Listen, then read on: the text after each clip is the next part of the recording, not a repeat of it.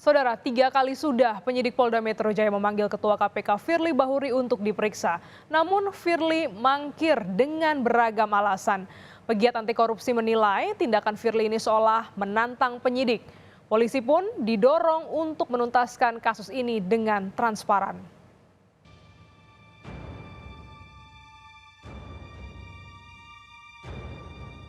Yang pertama terkait dengan beberapa, kalau dibilang mangkir nggak pernah mangkir sih.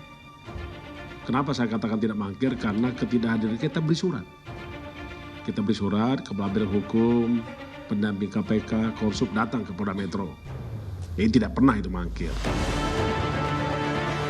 3 kali sudah Ketua KPK Firly Bahuri mangkir dari panggilan pemeriksaan penyidik Polda Metro Jaya.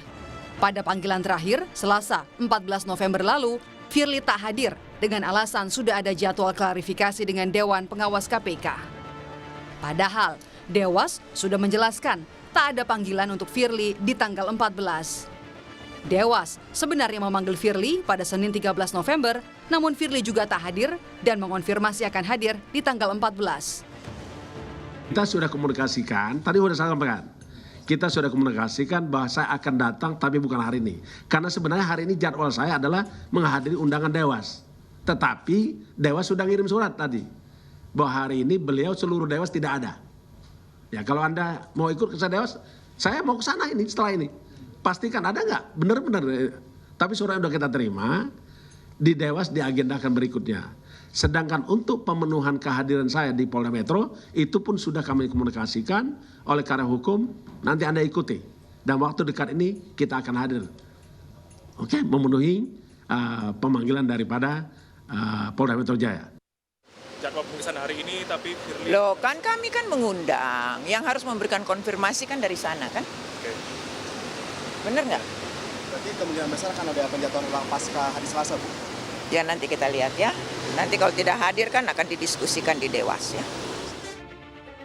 Polda Metro Jaya kali ini memanggil Firly Bahuri sebagai saksi dalam kasus dugaan pemerasan terhadap eks-mentan Syahrul Yassin Limpo pada 24 Oktober lalu. Namun, ia menolak diperiksa di Polda.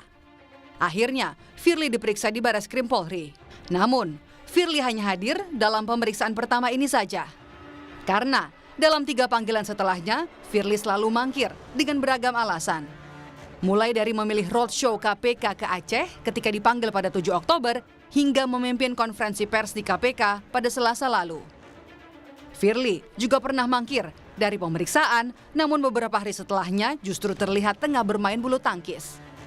Pegiat anti korupsi Saur Siagian melihat tindakan Firly yang terus-menerus mangkir, seolah menantang penyidik Polda Metro Jaya.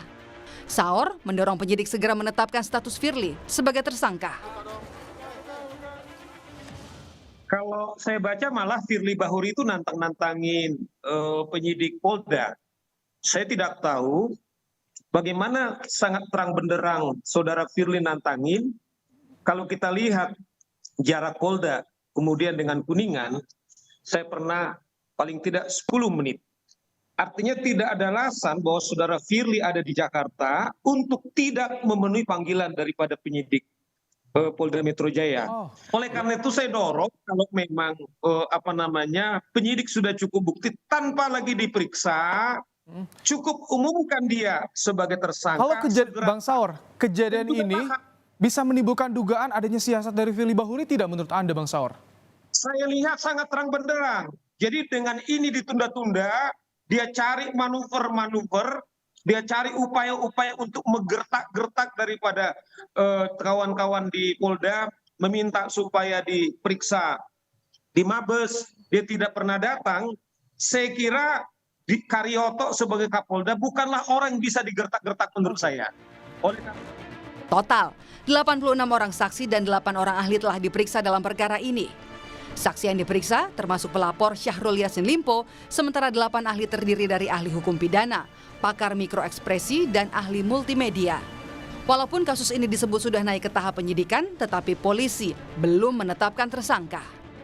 Tim Liputan, Kompas TV.